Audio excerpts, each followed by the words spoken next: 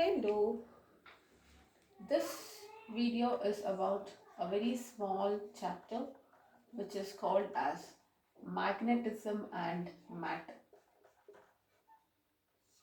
Alright, so we are going to understand uh, for each matter how magnetism is associated with matter. Basically, what is magnetism and why are some magnetic materials why are some magnets, why are some neither magnets nor magnetic materials, all that we are going to understand.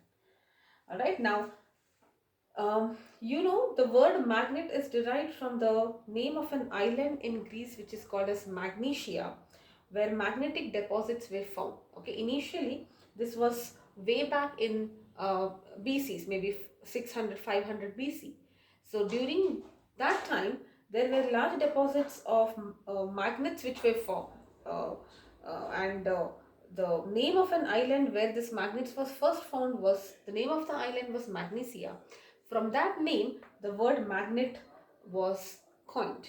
All right, and the name iodostone or lodestone, it's lodestone, sorry, lodestone is given to a naturally occurring ore of iron called as magnetite. Now, the magnet which we see, which is a naturally found magnet, now we can artificially synthesize. We will understand how do we do it, all that. But naturally occurring magnet, what is the material?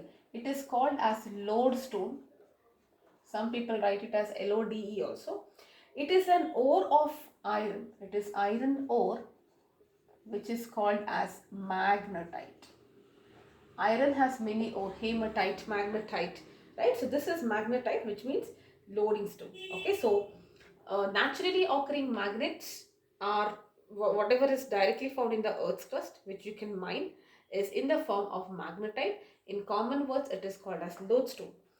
The uses of magnet, people in the early centuries BCs also, once they discovered magnet and its properties, they extensively used magnetic needles for navigation in ships, all right, in the form of compass. Okay, so this is about the history of magnetism. Okay, now let us talk about bar magnet, right?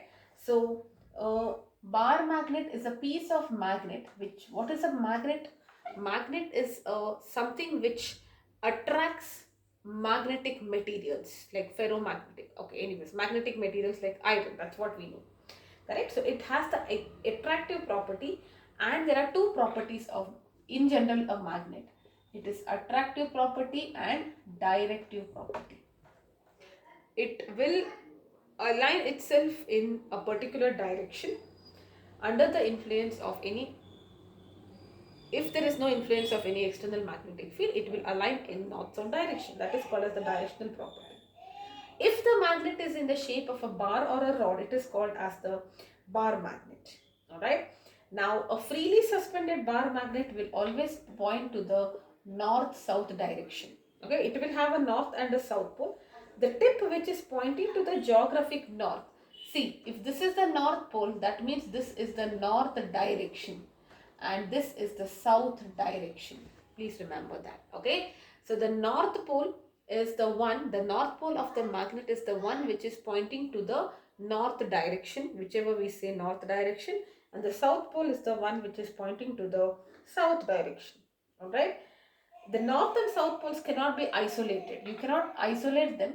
Even if you break this magnet, you will be getting a north pole here, south pole here, north pole here, south pole here.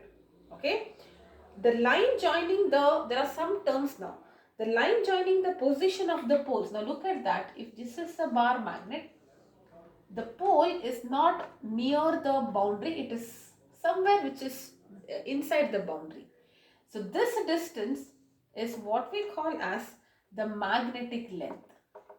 Okay, this is called as the magnetic length, and this distance is what we call as the geometric length. Okay, and you can see that geometric length is greater than magnetic length, or the ratio of magnetic length by geometrical length is 0.84 or 5/6. Alright, in terms of fraction. And how will the field lines be for a bar magnet? This is something that you have already studied. The field lines will be, it will be originating from the North Pole, okay, and they go out of the North Pole like this. They go out of the North Pole like this, and in the South Pole they come inside the South Pole. But they are closed loops like this, correct? So it looks like it's coming in and going out. And here it will be in this direction, right? It will be something like this, coming out, going in, coming out, going in. So we can also see that the bar magnet is a continuous loop. It looks like there is only one, but it looks like it's going and then coming like this. Okay, up to, it's going really far and coming.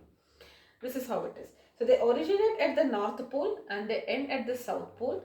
Thus they are outside, they are going like this. Inside, outside you can see that from north to south, and inside it is from south to north. So it's almost like a closed loop. And the tangent at any point represents the direction of the net magnetic field at that point. If you want to know what is the direction of the field at this point, it is given by the tangent. Alright, the tangent gives you the direction of the field. If you have larger field lines near the poles, you see there are many field lines. That means it is a stronger magnetic field, and the magnetic field will never intersect. You will never have another line intersecting like this, because if it intersects and if you try to find the direction, it will have two directions at a single point, which is not possible.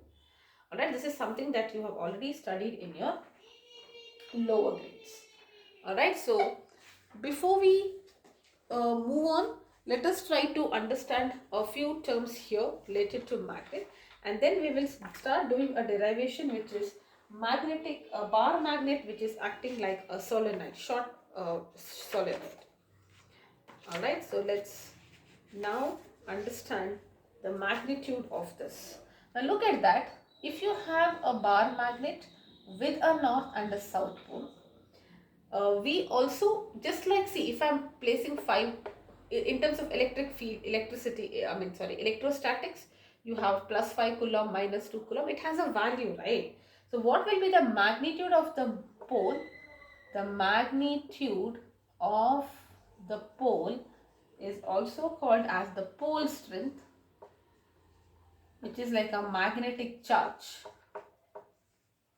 Just like you have a charge in an electrostatic system, you have magnetic charge in the case of a magnetic system, and this is given as Qm. It is plus for north pole, it is minus for south pole. It is just so that we find it easier. See, in real, I cannot, electric field charges can exist, even if I have plus 5 coulomb, there will be an electric field, but magnetic field I cannot isolate them, alright, but it is like a dipole, always it's there. But just to make our studies easier, we consider that, or we try to analyze it this way, that if you have a bar magnet or any magnet, it will have two poles, north and a south pole. If you want to give magnitude to it, the magnitude given to it is what we call as its pole strength, or the magnetic charge, which is plus Qm and minus Qm. And what will be the SI unit of this pole strength? It will be ampere meter. Okay, Am, it's a scalar quantity, because it's like charge. Charge is a scalar quantity, so this is also a scalar quantity. Now based on this, we define something called as magnetic dipole moment. Okay, so we define something called as magnetic dipole moment, which is also called as magnetic moment. It is, what was the electric dipole? Charge into length. Here also it's the same thing. So what will this be? This will be magnetic dipole moment. M will be charge. What is the charge here? Qm into, what will be the length? It will be L vector. Or in most of the textbook we say this length is 2L, but anyways, charge into length it is. Alright, and the direction, very very important. The direction is from south to north. The magnetic dipole moment always will act from south to north. Alright, and what will be its unit? Unit of this will be Am square. Now how did we get this Am square? We got it from, remember in the last chapter we did, it is I into A, correct? So that is how you got I into A. I is the current, ampere, meter square. Okay, so that's how you get it. It's the same thing, but written dimensionally they both are still the same thing. Alright, so what did we discuss? We discussed about magnet. What is a bar magnet? We also understood that there is something called as magnetic length and geometric length. Magnetic length is smaller, and this is what we call as the magnetic axis, okay, which is passing through the center is what we call as magnetic axis. Magnetic charge or pole strength is the magnitude of the polarity given to, so that we find it is easier for us to understand this the magnetism better. The unit for this is a ampere meter, and magnetic dipole, just like electric dipole, is the product of charge into distance. Charge into distance, the direction is from south to north. The unit is ampere meter square. Alright, now having understood that, let's try to understand bar magnet as an equivalent solenoid.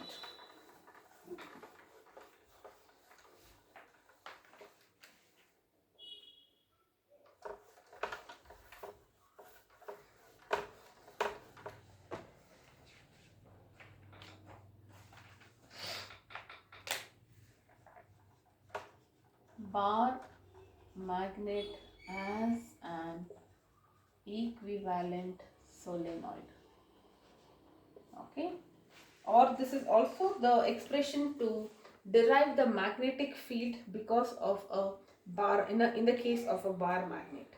All right, so how do you get the magnetic field in the case of a bar magnet which is really short? All right, now let us, the diagram here will be looking like this. This will be a bar magnet. Let's consider this. It can be a bar magnet or it can be a solenoid. Okay, either ways it's fine, because ultimately when you study the field lines, or you have already studied this field lines in your lower grades, that bar magnet, the field lines are very similar to that in case of a solenoid. So you can consider this to be a solenoid. Let us say this is the geometrical center. All right, let me consider a small elemental area. All right, this is going to be your elemental thickness of dx. This is a small thickness. This is dx thickness. Okay, let the length of the solenoid be 2L. Now you can take it as L, but your NCRT uses 2L, so I'm just using it as 2L. Cross section will be A. Let the cross section of the solenoid be A. Let it be carrying a current I. Okay, let I be solenoid, it will carry a current I. Let us say it is carrying a current I. This is the current. I mean, it's a loop, so we'll have to show the direction of current like this as I. Alright, so this is the thing. If let me say there is, along this axis, let me say there is a point P here, which is along the axis of the solenoid at a distance of R from its center. The distance from the center is going to be R. Okay, now the condition is such that this R is much higher compared to the length, and R is much higher compared to A. That means it's really short, the A is lesser as compared to R, and also the L is also very less compared to R. Okay, so this is what. So what do we have? We have a solenoid. The length of the solenoid is 2L. The area of cross section is A. The current flowing in the solenoid is I. dx is a small elemental thickness of the solenoid. On the axis, you are considering a point P at a distance of R from the center of the solenoid. Alright, now you know that this is just like a circular loop, right? If you are focusing only on this, what will be the cross section of a solenoid? Isn't it a circular loop? Correct? So now I can say that the magnetic field at P, okay, due to a small circular element or circular current loop dx of dx thickness, which is at a distance. Now this dx thickness, let me say this distance is x from the center. Okay, dx distance, which is x from center. What is the magnitude of this? dB, because it's a small elemental, I am writing the magnetic field because of this also will be small. And if you remember, isn't it mu naught n I into the radius square, or in this case it's a square, divided by 2 into, this was the second video of the magnetic chapter, magnetic field at a point on the axis of a circular current carrying coil. Okay, so this will be, what will be the distance here? Distance will be x. What is x here? R minus x. So this will be r minus x whole square plus radius square. Okay. Now, what will be your n? N will be n into dx. Correct? Generally, I will not be given n. N into dx into ia square. Alright. So, what is this small n? Number of turns per unit length. Okay. So, it is like for unit length, it is n. For dx, what is it? So, that is how you get it as n dx. Alright, so this is the expression. Instead of capital N, because we are only worried about how many number of turns are there in this small element, we don't want capital N. Capital N is the total turns. N is the number of turns per unit length. So for in this case, how many turns will be there? It is N dx. Correct? Now you know that R is much greater than X, so you can ignore this part. Correct? So it will be, and A also can be ignored. So you can ignore both of this because they are very small. So you get dB is equal to mu naught n dx ia square by 2. Oh, this will be 3 power 2. I forgot to write it. Okay, this is the expression. You can refer the previous video. So this will be r square to the power 3 by 2. Right? So what will this be in that case? So this will be mu naught n dx ia square by 2rq. Now this is B. This is the magnetic field at this point only because of this. But you have to consider the magnetic field because of the whole solenoid. So what you need to do? The magnetic field at B because of the whole magnet will be integral B. Correct? So B here, the net field at this point will be equal to integral dB. And what is this integral dB here? It is this part, right? Integral mu naught n dx ia square divided by 2rq. This is what I get. Correct? What will be the integral range? It will be minus L to plus L, because I am considering it as 2L, minus L to plus L. That will be the length. So what are the constants? Mu naught n dx is not there, so it is ia square by 2rq into minus L to L integral dx. So what is integral dx? Integral dx, if you go on adding dx, it's nothing but L, right? You'll be getting L. So it is mu naught ia square by 2rq into L, where you are applying this. So L minus of minus L. So if you just simplify this further with the limits, it will be L minus of minus L. So this will be mu naught nia square into 2L divided by 2rq. Right? That's what you get. Now, I just want mu naught by 4 pi. So what I'm going to do here is, I am going to multiply by 4 and divide by 4 pi. Okay, so just so that I get it. Or 2 pi is also fine, because I already have 2 here. So I will multiply and divide by 2 pi. So what will you get now? Mu naught by 2 into 2 is 4 pi. Okay, so that is what I will get. And then look at it. What will this be? I will write it in the order. I will write I first. Okay, and then n, which is the number of turns per unit length, into 2L into this pi into a square. Pi into a square. Alright, so that's what I will be writing. Now this will be 2 pi naught in that case, because I have to write one more 2 here. There are 2 2's here, divided by rq. This is what I get. Now, if you just compare this quantity, the entire quantity what I have written here can be written as your magnetic moment M. Alright, so this is nothing but mu naught by 4 pi into this 2 and M, 2M by R cube, and this is what I want, where M is the M is the magnetic moment of the solenoid. What is this magnetic moment? It is I into N into 2L into pi a square. Okay, so this is the derivation or this is the derivation to calculate the field because of a solenoid at a point P which is at a distance of r from the center of the solenoid. If you know the magnetic moment of the solenoid, it's easy. If you do not know that, remember magnetic moment is I into N into 2L into pi a square. Alright, so that's about it. Let's go on to the next topic, which is torque on a magnetic dipole. Okay, which is a bar magnet placed in a uniform magnetic field.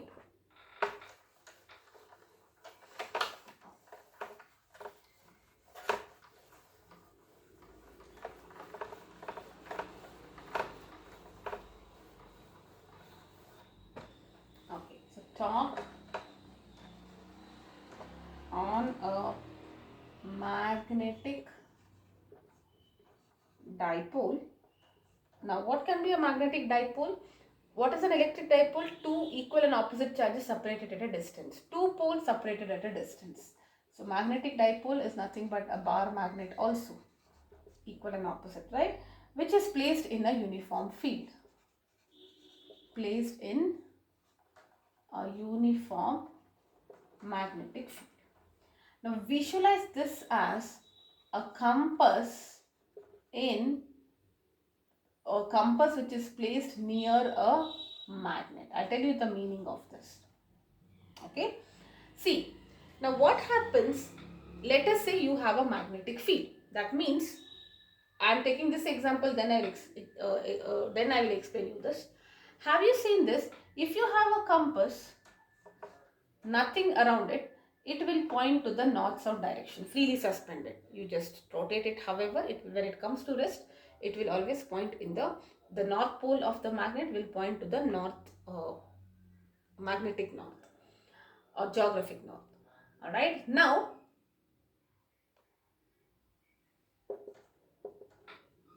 what if I have a magnetic field? Like there is a bar magnet which is kept adjacent to it. This bar magnet is having a magnetic field. Do you see that it kind of rotates? Correct? So in the present, there is deflection. In the presence of an external, this is like an external magnetic field here, right? The compass is deflecting. Why? Because it is experiencing a torque. There is a kind of torque which is trying to experience it. Okay? This field, external magnetic field, which in this case is a bar magnet, is exerting a torque on the magnetic needle because of which it is trying to rotate. Torque is like force in the opposite direction, rotational motion. It leads to rotational motion. Correct? And that is what we are trying to understand here. So we now understand why there is a torque, because that external magnetic field is trying to change its alignment. It exerts a torque on the magnet which is placed in an external magnetic field, and because of which that magnet now deflects. That is because it experiences a torque. Alright. Now a magnetic, always remember, if you have a magnetic dipole or simply a bar magnet in an external magnetic field, it always experiences a torque. Alright. Now let us say this is the field. This is my field, uniform field. You should have the same spacing. And let us say this is my dipole or a bar magnet, however you want to call. This is the north and this is the south pole of the magnet. Alright. Now let the length of this magnet, we are always going to take it as 2L, that's the magnetic length.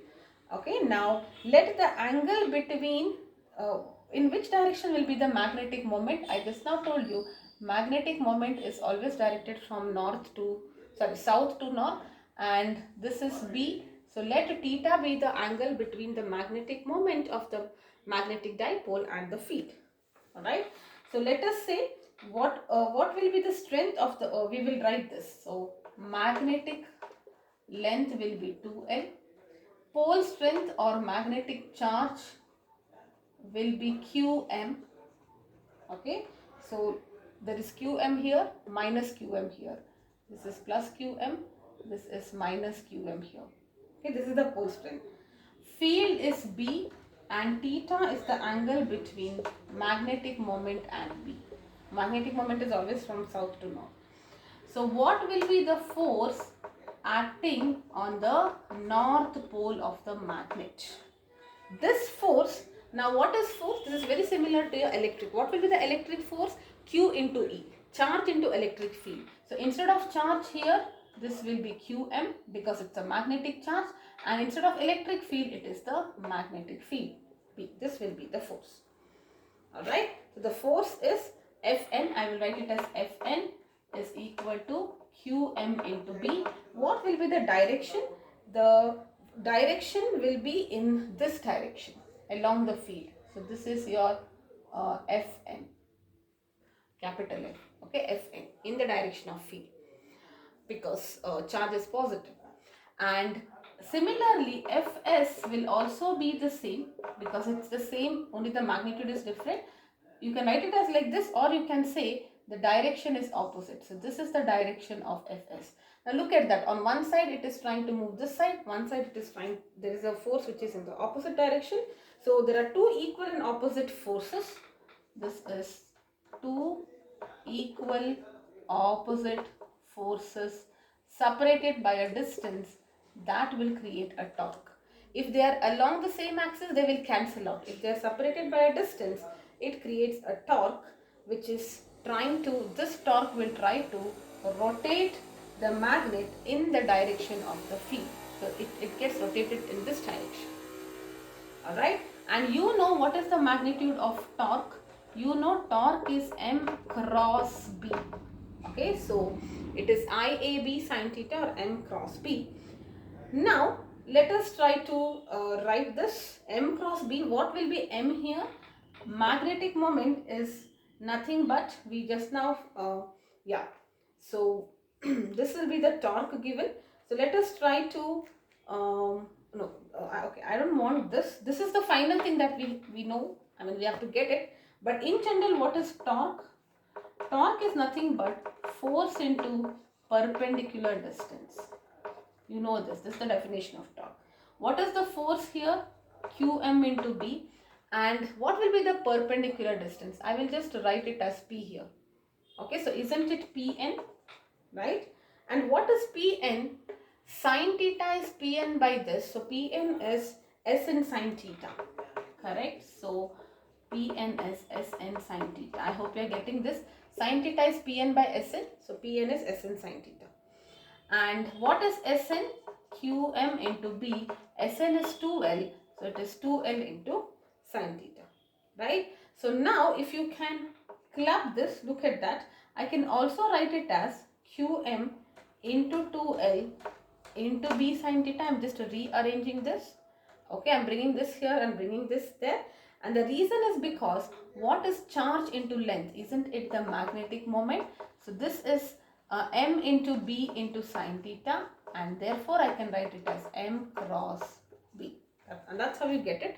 We have derived this in a different way, but this is how you get the expression for torque. So torque, now we did this torque for a current carrying loop, and we had given that expression in the case of a current carrying loop as we did that whole derivation, right? Net torque and everything. This is only talking about a magnetic needle. So even when you pass a current carrying loop, which is carrying current, it behaves as a magnet, right? So it is as good as saying two magnets only. So the approach is the same, the concept is the same. But when we are talking about electric current and then magnetism being created, we talk about current, length and all that. Here we are talking about magnetic charge and field. And the final expression also is magnetic dipole moment of the magnet into the field. That is the expression for the torque.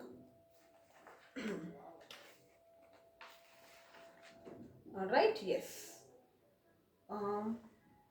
I think before going to questions, maybe we can, I can cover up oscillation of magnetic needle and even potential energy, and together we can take one or two questions.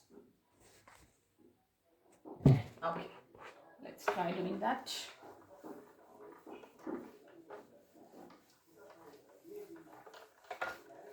So So the torque is M cross B, where M is QM into the length, okay, magnetic length.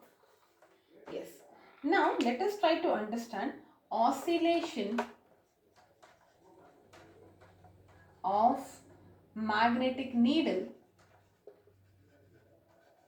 Oscillation of magnetic needle.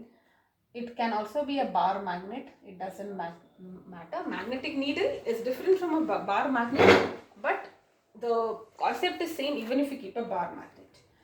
In a uniform magnetic field, and you want to derive the expression for time period of its oscillation. Now what is oscillation? Look at that. If you keep a magnetic needle, it will oscillate like this. Instead of rotating, it's gonna oscillate. Reason also we will understand why it oscillates, and once we know that it is oscillating, we have to understand what is the time period of its oscillation.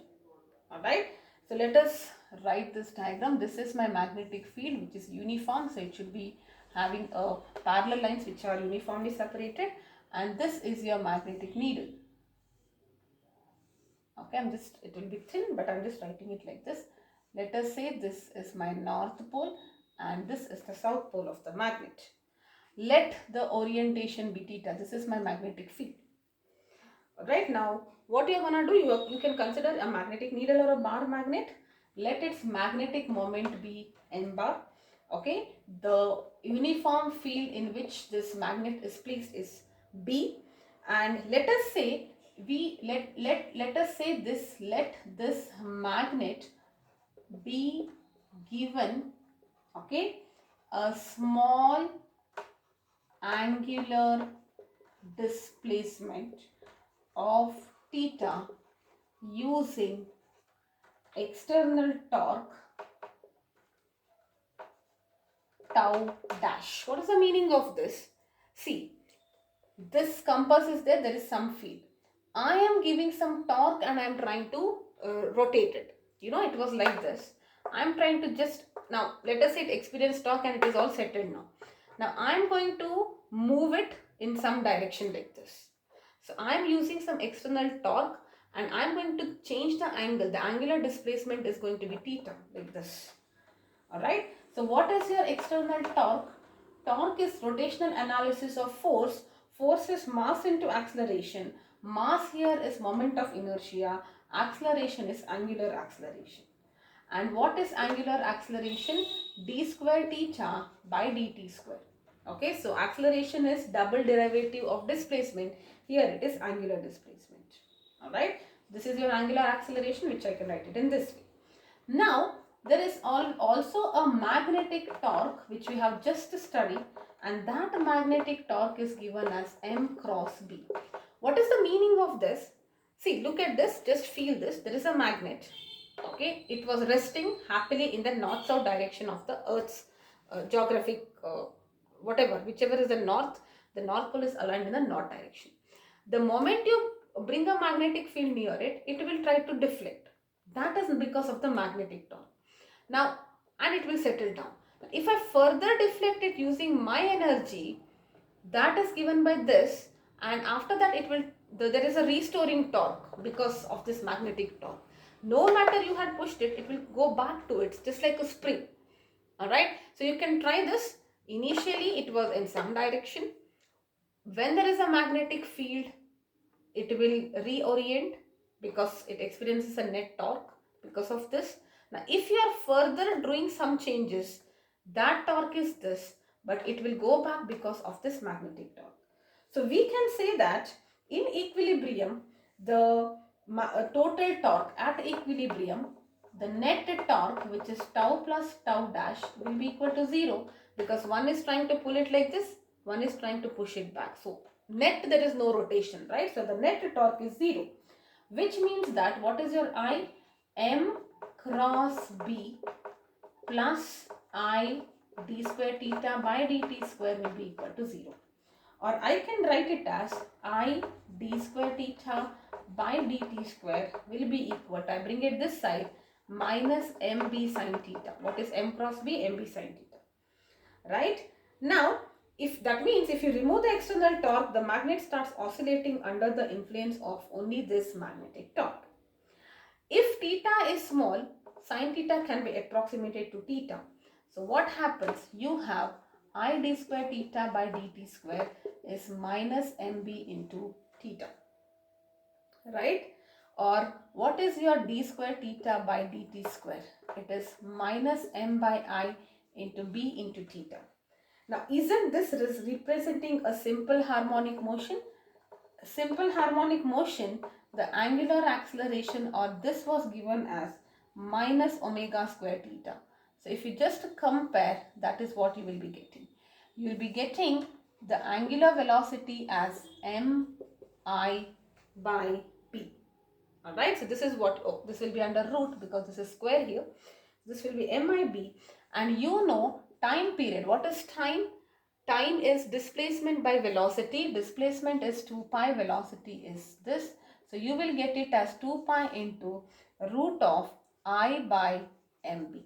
This is the formula to calculate the time period of, time period is like for one oscillation what time it takes. Okay, that is given by 2 pi into I, which is the current, I by MB. Alright, so this is, sorry, not I is not the current here, it's the moment of inertia. Alright, my bad, yes. I is the moment of inertia, which is the moment of inertia of this magnet perpendicular to the length. Alright, so I is the moment of inertia. If you know I, M, which is the magnetic moment, B is the field, you can calculate the time period of the oscillation. Okay, let us also do potential energy. I will complete potential energy and maybe we can do one question which is clubbing all of this and we are done. Okay, so what did we discuss so far? Bar magnet as an equivalent solenoid. So along the axis the magnetic field is given by mu naught by 4 pi into 2m by 3, where m is equal to I n 2l into pi a square. The torque is given by the same thing, m cross b, and the time period of oscillation of a magnetic needle kept in a magnetic field which is uniform is given as 2 pi into I by n. Okay, so let us now understand the expression for potential energy. Now, what is this potential energy? Okay, potential energy of a dipole.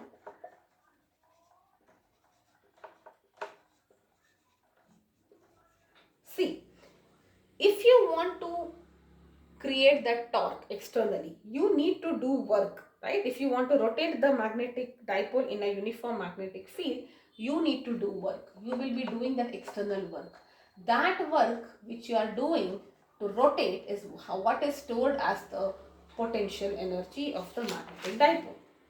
Correct? Now let us say if you have a magnetic dipole whose magnetic moment is m bar, it is placed at an angle theta with respect to B. So the same thing, the same diagram. Theta is the angle between magnetic moment, and magnetic moment is in this direction, magnetic moment and B.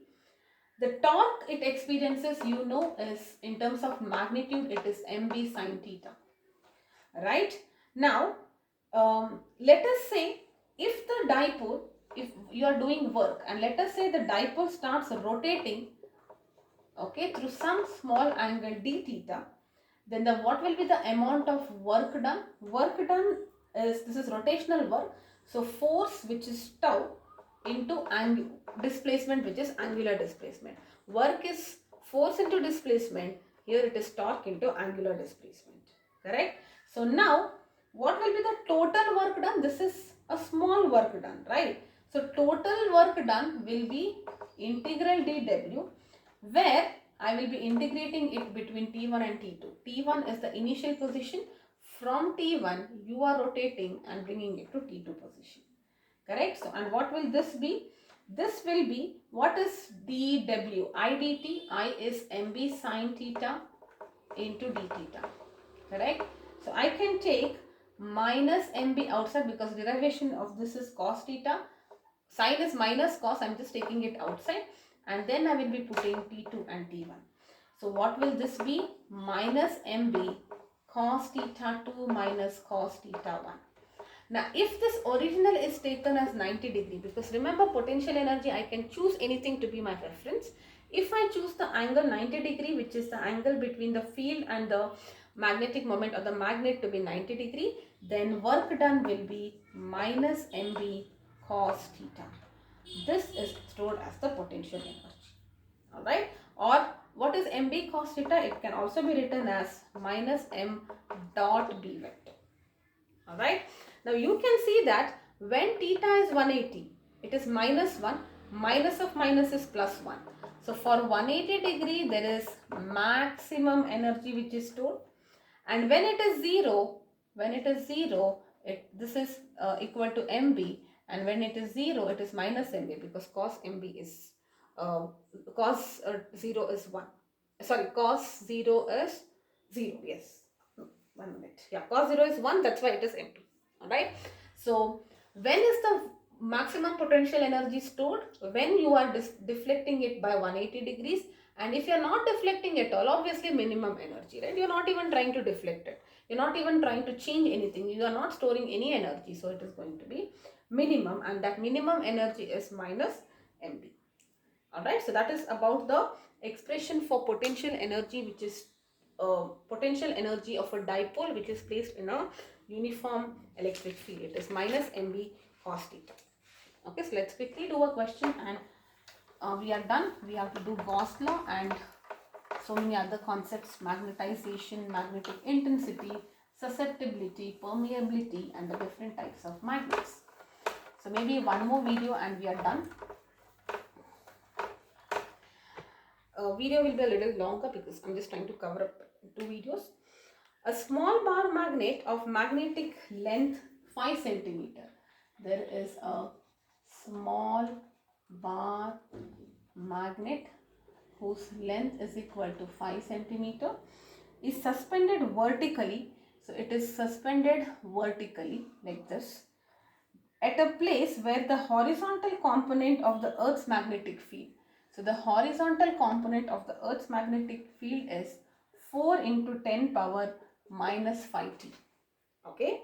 When now if it is placed, if you have a magnet which is suspended in a magnetic field, it will oscillate. There is a torque because of which it oscillates, correct? So when it is set into oscillations, it makes 24 oscillations per minute. So 1 minute it is making 24 times like this. The moment of inertia of the magnet about the axis. So the moment of inertia is given to you as 2.5 into 10 power minus 6 kg meter square. Okay.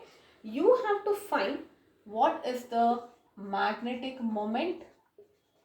Okay. Second question, dipole strength. That means it's the pole strength basically. Also find the torque. You have to find the torque. Potential energy when the deflection from equilibrium is 30 degree. Okay, deflection from equilibrium is 30 degree. From the equilibrium position, you are deflecting to 30 degree. And lastly, you have to find the energy to rotate it from most stable to unstable position. Very beautiful question which covers all of the concepts which we have studied so far. Alright, so first let's talk about period. We know period of oscillation. What will be the time period? See, in 1 minute 25 oscillations, correct? It tells you that in 60 seconds, time period. What is the meaning of time period? One oscillation, what is the time? So in 60 seconds, it is, I want it to in SI unit, so I'll write it like this. 60 seconds, it is 24 oscillation. One oscillation, what it is? So it is 24 by 60, which will be, 60 by 24, right? Yes. 60 by 24. 60 by 24 will be 2.5 seconds. Converting the minute or time period is the time for one oscillation. 1 minute 24 oscillation. One oscillation is 2.5 seconds. So now what will be this time period? You know it is 2 pi into root of I by m into b. Okay, now I can easily calculate m here. So if I rearrange here, m will be equal to 4, because I'll be squaring it, 4 pi square, okay, into I divided by B into T square. Okay, so you just square on both sides and rearrange it. That's what you will be getting. So it is 4 into pi, which is 3.14 square, into moment of inertia is given 2.5 into 10 power minus 6, divided by B. B is also given in Tesla. Everything is in SI units, so no problem. And T is something that you have just figured out, 2.5 B square T square, so 2.5 square. So if you just calculate, you'll be getting this as 0.395, which can be approximated to 0.4. What is the unit for magnetic moment? Ampere meter square. Okay, so this is the magnetic moment. So what will be the pole strength? This is the first answer. So for the second one, what will be the pole strength? Okay, so you know magnetic moment is charge into the distance, correct? 2L or whatever. So what will be the pole strength? Qm will be m bar by, or we do not want to write it in vectors, 2L, right? So what will be your pole strength now? M bar is 0.4, you have just calculated it, divided by 2L. Length is 5. 5 into 10 power minus 2 you will do not forget that. So you will get it as 7.9 and it is ampere meter. Alright, third one is torque. You know torque magnitude wise is mb sine theta, which is 0.395 or 0.4 into 4 into 10 power minus 5. Okay, so 0.395 into this into sine. What is this sine torque? Wait 1 minute. So this will be sine 30, right? So it will be half. So this value will be 7.9 into 10 power minus 6 Newton meter. That is force into distance, Newton meter. What will be the potential energy? We did this minus mb cos theta. Correct? Deflection is 30 degrees. So it is minus 0.4 into 4 into 10 power minus 5 into cos 30, which is root 3 by 2. So you get this to be minus 1.4 into 10 power minus 5 joules. Okay. Now till here I think it was pretty direct. Only for the last part, look at that last part. It's a little tricky here. Energy required, which is nothing but the work done in rotating the magnet from the most stable position. What is the most stable position when theta is 0? Correct? See, stable is when theta is 0, natural position. Unstable is like, you know, the magnet was happily resting in this direction. Now you are putting energy and making it rotate in this direction. That is the unstable position. Correct? So what is it? Work done will be from moving it from 0 degree to 180 degree. 0 degree, you remember, it is minus mb and here it is plus mb. Correct? So it is like mb minus of minus mb, this minus this. So it is 2 mb, and what it is 2 into 0.4 into 4 into 10 power minus 5, which comes out to be 3.2 into 10 power minus 5 joules. Now a quick comparison, this should be greater because that's the maximum work done. Alright, yes.